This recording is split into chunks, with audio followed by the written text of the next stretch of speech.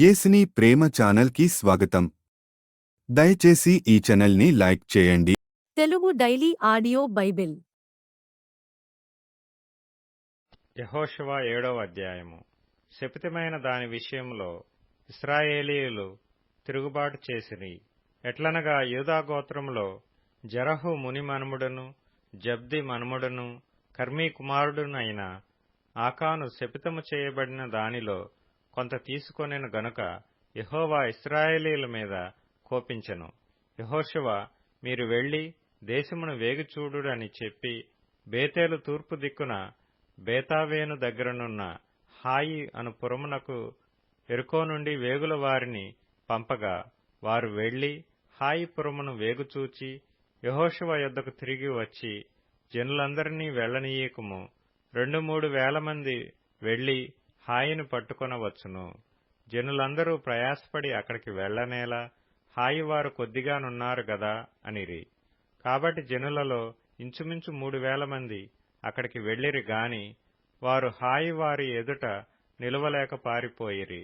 అప్పుడు హాయి వారు వారిలో 36 మనుషులను హతము చేసిరి. మరియు తమ గవిని యొద్ద నుండి షాబారీము వరకు వారిని తరిమి మోరాదులో వారిని హతము చేసిరి. కాబట్టి జనుల గుండెలు కరిగి నీరైపోయెను. యెహోషువ తన బట్టలు చింపుకొని తానును ఇశ్రాయేలీల పెద్దలను సాయంకాలం వరకు యెహోవా మందసమునెదుట నేలమీద ముఖములు మోపుకొని తమ తలల మీద ధూళి పోసుకొనుచు, అయ్యో ప్రభువా యెహోవా, మమ్మను నశింపజేయునట్లు అమోరీయుల చేతికి మమ్మును అప్పగించుటకు ఈ జనులను ఈ యొర్దాను నీవెందుకు దాటించితివి? మేము యొర్దాను అవతల నివసించుట మేలు. ప్రభువా కనికరించుము. ఇశ్రాయేలీయులు తమ శత్రువుల ఎదుట నిలవలేక వెనుకకు తిరిగినందుకు నేనేమి చెప్పగలను? కనానీయులను ఈ దేశ నివాసులందరూ విని మమ్మను చుట్టుకొని మా పేరు భూమి మీద ఉండకుండా తుడిచివేసిన ఎడల ఘనమైన నీ నామమును గూర్చి నీవేమి చేయదు అని ప్రార్థింపగా, యెహోవా యెహోషువతో ఇట్లనెను, లెమ్ము, నీవేళ ఇక్కడ ముఖము నేల మోపికొందువు. ఇశ్రాయేలీలు పాపము చేసియున్నారు. నేను వారితో చేసిన నిబంధనను వారు మీరియున్నారు.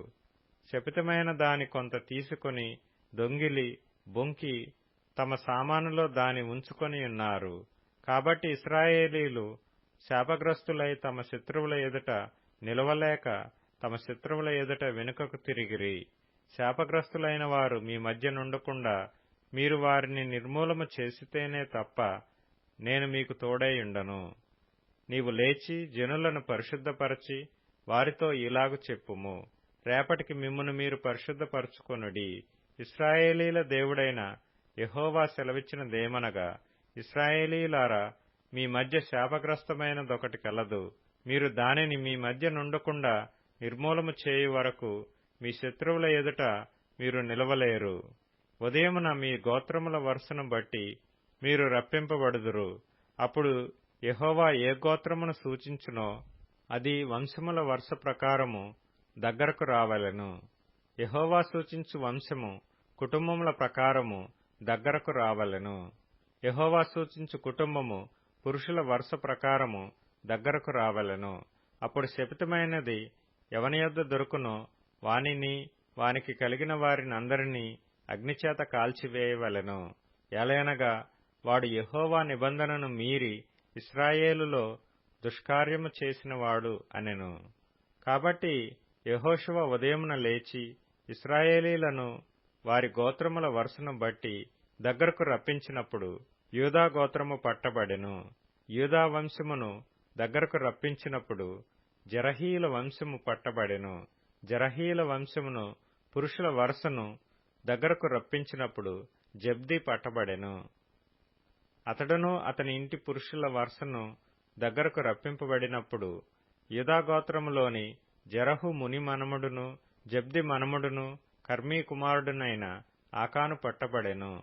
అప్పుడు యెహోషువ ఆకానుతో, నా కుమారుడా, ఇశ్రాయేలు దేవుడైన యెహోవాకు మహిమను చెల్లించి ఆయన ఎదుట ఒప్పుకొని నీవు చేసిన దానిని మరుగు చేయక నాకు తెలుపుమని నిన్ను వేడుకొనుచున్నానని చెప్పగా, ఆకాను యెహోషువతో, ఇశ్రాయేలీల దేవుడైన యెహోవాకు విరోధముగా నేను పాపము చేసినది నిజము.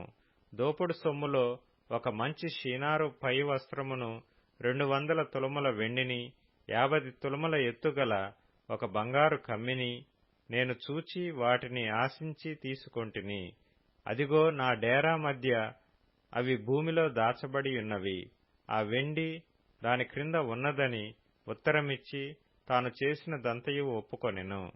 అప్పుడు యెహోషువ దూతలను పంపగా వారు ఆ డేరా యొద్దకు పరిగెత్తి చూచినప్పుడు అది డేరాలో దాచబడి ఉండెను. ఆ వెండి దాని క్రింద నుండెను. కాబట్టి వారు డేరా మధ్య నుండి వాటిని తీసుకుని యెహోషువ యొద్దకును ఇశ్రాయేలీల యొద్దకును తెచ్చి యెహోవా సన్నిధిని ఉంచిరి. తరువాత యెహోషువయు ఇశ్రాయేలీలందరును జెరహు కుమారుడైన ఆకానును ఆ వెండిని, ఆ పైవస్త్రమును, ఆ బంగారు కమ్మిని, ఆకాను కుమారులను కుమార్తెలను, ఎద్దులను, గాడిదలను, మందను, డేరాను, వానికి కలిగిన సమస్తమును పట్టుకొని ఆకోరు లోయలోనికి తీసుకొని వచ్చిరి. అప్పుడు యెహోషువ, నీవేళ మమ్మను బాధపరిచితివి, నేడు యెహోవా నిన్ను బాధపరచుననగా ఇశ్రాయేలీలందరూ వానిని రాళ్లతో చావగొట్టిరి. వారిని రాళ్లతో కొట్టిన తరువాత అగ్నిచేత కాల్చి వారి మీద రాళ్లను పెద్ద కుప్పగా వేసిరి. అది నేటి వరకు ఉన్నది. అప్పుడు యెహోవా కోపోద్రేకము విడిచిన వాడై మళ్లుకొనెను. అందుచేతను నేటి వరకు ఆ చోటికి ఆకోరు లోయ అని పేరు. యెహోషువ 8వ అధ్యాయము. మరియు యెహోవా యెహోషువతో ఇట్లనెను, భయపడకము, జడియెక్కుము, యుద్ధ సన్నద్ధులైన వారందరినీ తోడుకొని హాయి మీదకి పొమ్ము. చూడుము, నేను హాయి రాజును, అతని జనులను, అతని పట్టణమును, అతని దేశమును నీ చేతికి అప్పగించుచున్నాను. నీవు యెరికోకును దాని రాజునకును ఏమి చేసితివో అదే హాయికిని దాని రాజునకును చేసెదవు. అయితే దాని సొమ్మును, పశువులను మీరు కొల్లగా దోచుకొనవలెను. పట్టణపు పడమటి వైపున మాటుగాండ్లనుంచుము. యెహోషువయు యోధులందరును హాయి మీదికి పోవలనని ఉండగా యెహోషువ పరాక్రమము గల 30,000 శూరులను ఏర్పరచి రాత్రివేళ వారిని పంపి వారికాజ్ఞాపించినదేమనగా, ఆ పట్టణమునకు పడమటి వైపున మీరు దాని పట్టుకొన చూచుచు పొంచియుండవలెను. పట్టణమునకు బహుదూరమునకు వెళ్ళక మీరందరూ సిద్ధపడియుండుడి. నేనును నాతో కూడానున్న జనులందరూ పట్టణమునకు సమీపించెదము. వారు మునుపటి వలె మమ్మను ఎదుర్కొనుటకు బయలుదేరగా మేము వారి ఎదుట నిలవక పారిపోదుము. మునుపటి వలె వీరు మన ఎదుట నిలవక పారిపోదురని వారనుకొని మేము పట్టణమునొద్ద వారిని తొలగి రాజేయు వరకు వారు మా వెంబడి బయలుదేరి వచ్చెదరు. మేము వారి ఎదుట నిలువక పారిపోయినప్పుడు మీరు పొంచియుండుట మాని లేచి పట్టణమును పట్టుకొనుడి. మీ దేవుడైన యెహోవా మీ చేతికి దానిని అప్పగించును. మీరు ఆ పట్టణమును పట్టుకొనినప్పుడు యెహోవా మాట చొప్పున జరిగించి దానిని తగులబెట్టవలెను. ఇదిగో, నేను మీకు ఆజ్ఞాపించియున్నానని చెప్పి యెహోషువ వారిని పంపగా వారు పొంచియుండుటకు పోయి హాయి పడమటి దిక్కున బేతెలునకును హాయికిని మధ్య నిలిచిరి. ఆ రాత్రి యెహోషువ జనుల మధ్య బస చేసెను. ఉదయమున యెహోషువ వేకువను లేచి జనులను వ్యూహపరచి తానును ఇశ్రాయేలీల పెద్దలను జనులకు ముందుగా హాయి మీదికి పోయిరి. అతని యొద్దనున్న యోధులందరూ పోయి సమీపించి ఆ పట్టణమునెదుటికి వచ్చి హాయికి ఉత్తర దిక్కున దిగిరి. వారికిని హాయికిని మధ్యను లోయయుండగా అతడు ఇంచుమించు 5,000 మంది మనుషులను నియమించి పట్టణమునకు పడమటి వైపున బేతెలునకును హాయికిని మధ్యను పొంచియుండుటకు ఉంచెను. వారు ఆ జనులను, అనగా పట్టణమునకు ఉత్తర దిక్కుననున్న సమస్త సైన్యమును, పట్టణమునకు పడమటి దిక్కున దాని వెనుకటి భాగముననున్న వారిని ఉంచిన తరువాత యెహోషువ ఆ రాత్రి లోయలోనికి దిగిపోయెను. హాయిరాజు దాని చూచినప్పుడు అతడును అతని జనులందరూ పట్టణస్థులందరూ త్వరపడి పెందలకడ లేచి మైదానమునెదుట ఇశ్రాయేలీలను ఎదుర్కొని తాము అంతకుముందు నిర్ణయించుకొనిన స్థలమున యుద్ధము చేయుటకు బయలుదేరిరి. తన్ను పట్టుకొనుటకు పొంచియున్న వారు పట్టణమునకు పడమటి వైపున నుండిన సంగతి అతడు తెలుసుకొనలేదు. యెహోషువయు ఇశ్రాయేలీయులందరును వారి ఎదుట నిలవలేక ఓడిపోయిన వారైనట్టు అరణ్య మార్గము తట్టు పారిపోయినప్పుడు వారిని ఆతురముగా తరుముటకై హాయిలోనున్న జనులందరూ కూడుకొని యెహోషువను తరుముచు పట్టణమునకు దూరముగా పోయిరి. ఇశ్రాయేలీయులను తరుముటకు పోనివాడొకడును హాయిలోనే గాని బేతెలులోనే గాని మిగిలియుండలేదు. వారు గవిని వేయక పట్టణమును విడిచి ఇశ్రాయేలీయులను తరుమబోయియుండిరి. అప్పుడు యెహోవా యెహోషువతో ఇట్లనెను, నీవు చేతపట్టుకొనిన ఈటెను హాయి వైపుగా చాపుము, పట్టణమును నీ చేతికి అప్పగింతును. అంతట యెహోషువ తన చేతనున్న ఈటెను ఆ పట్టణము వైపు చాపెను.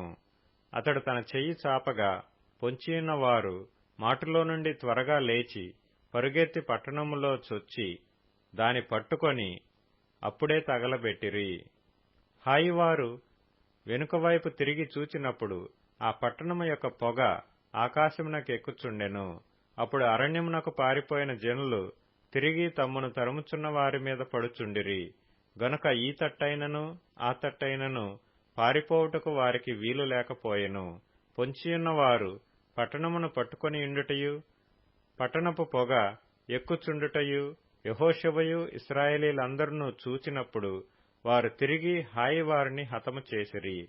తక్కిన వారును పట్టణంలో నుండి బయలుదేరి వారికి ఎదురుగా వచ్చిరి. అట్లు ఈ తట్టు కొందరు ఆ తట్టు కొందరు ఉండగా హాయివారు ఇశ్రాయేలీయుల నడుమ చిక్కుబడిరి గనుక ఇశ్రాయేలీయులు వారిని హతము చేసిరి. వారిలో ఒకడునూ మిగలలేదు, ఒకడునూ తప్పించుకొనలేదు. వారు హాయి రాజును ప్రాణముతో పట్టుకొని యెహోషువ యొద్దకు తీసుకొని వచ్చిరి. బీటిలోనూ పొలములోనూ హాయి నివాసులను తరిమిన ఇశ్రాయేలీయులు వారిని చంపుట చాలింపగా కత్తివాత కూలక మిగిలిన వాడొకడునూ లేకపోయినప్పుడు ఇశ్రాయేలీయులందరూ హాయి యొద్దకు తిరిగి వచ్చి దానిని కత్తివాతను నిర్మూలము చేసిరి. ఆ దినమున పడిన స్త్రీ పురుషులందరూ 12,000 మంది.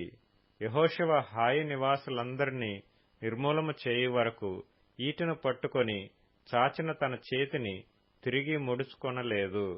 యెహోవా యెహోషువకు ఆజ్ఞాపించిన మాట చొప్పున ఇశ్రాయేలీయులు ఆ పట్టణంలోని పశువులను సొమ్మును తమ కొరకు కొల్లగా దోచుకొనిరి. అట్లు యెహోషువ హాయి నిత్యము పాడైపోవలెనని దాని కాల్చివేసెను. నేటి వరకు అది అట్లేయున్నది. యెహోషువ హాయి రాజును సాయంకాలము వరకు మ్రాను మీద వ్రేలాడదీసెను. ప్రొద్దుగ్రుంకుచున్నప్పుడు సెలవీయగా జనులు వాని శవమును మ్రాను మీద నుండి దించి ఆ పురద్వారమునెదుట దాని పడవేసి దానిమీద పెద్ద రాళ్ల కుప్ప వేసిరి. అది నేటి వరకు ఉన్నది. మోషే ధర్మశాస్త్ర గ్రంథములో వ్రాయబడిన ప్రకారము యెహోవా సేవకుడైన మోషే ఇశ్రాయేలీయులకు ఆజ్ఞాపించినట్లు యెహోషువ ఇశ్రాయేలీయుల దేవుడైన యెహోవా నామమున బలిపీఠమును ఇనుప పనిముట్లు తగిలింపని కారు రాళ్లతో ఏబాలు కొండ మీద కట్టించెను. దానిమీద వారు యెహోవాకు దహన బలులను సమాధాన బలులను అర్పించిరి. మోషే ఇశ్రాయేలీయులకు వ్రాసి ఇచ్చిన ధర్మశాస్త్ర గ్రంథమును ఒక ప్రతిని అతడు అక్కడ ఆ రాళ్ల మీద వ్రాయించెను. అప్పుడు ఇశ్రాయేలీయులను దీవించుటకు యెహోవా సేవకుడైన మోషే పూర్వము ఆజ్ఞాపించినది జరుగవలెనని పరదేశులేమి వారిలో పుట్టిన వారేమి ఇశ్రాయేలీయులందరూ వారి పెద్దలను వారి నాయకులను వారి న్యాయాధిపతులను యెహోవా నిబంధన మందసమును మోయు యాజకులైన లేవీయుల ముందర ఆ మందసమునకు ఈ వైపున ఆ వైపున నిలిచిరి. వారిలో సగము మంది గెరిజీము కొండ ఎదుటను సగము మంది ఏబాలు కొండ ఎదుటను నిలువగా యెహోషువ ఆ ధర్మశాస్త్ర గ్రంథములో వ్రాయబడిన వాటన్నిటిని బట్టి ఆ ధర్మశాస్త్ర వాక్యములనన్నిటినీ అనగా దాని దీవెన వచనమును దాని శాప వచనమును చదివి వినిపించెను. స్త్రీలను పిల్లలను వారి మధ్య నుండి పరదేశులను వినుచుండగా యెహోషువ సర్వ సమాజమునెదుట మోషే ఆజ్ఞాపించిన వాటన్నిటిలో చదువక విడిచిన మాట యొక్కటియూ లేదు. లూకాసు వార్త 2వ అధ్యాయం. అతడు ప్రభు యొక్క క్రీస్తును చూడక మునుపు మరణము పొందడని అతనికి పరిశుద్ధాత్మ చేత బయలుపరచబడి ఉండెను. ఆత్మవశుడై అతడు దేవాలయములోనికి వచ్చెను. అంతటా ధర్మశాస్త్ర పద్ధతి చొప్పున ఆయన విషయమై జరిగించుటకు తల్లిదండ్రులు శిశువైన యేసును దేవాలయములోనికి తీసుకుని వచ్చినప్పుడు అతడు తన చేతులలో ఆయనను ఎత్తుకొని దేవుని స్తుతించుచు ఇట్లనెను, నాథా, ఇప్పుడు నీ మాట చొప్పున సమాధానముతో నీ దాసుని పోనిచ్చుచున్నావు.